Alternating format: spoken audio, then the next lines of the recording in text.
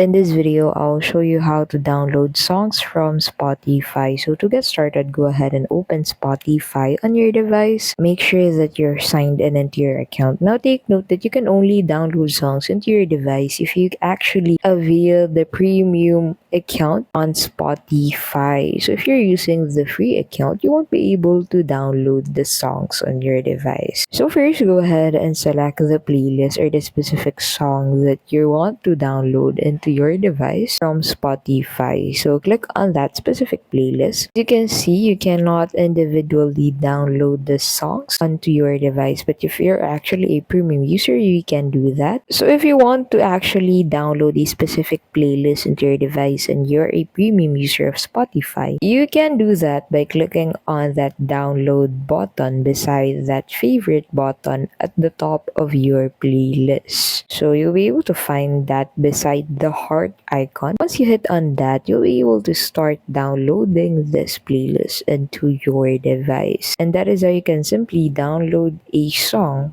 from Spotify. Thanks so much for watching, and we'll see you in the next video.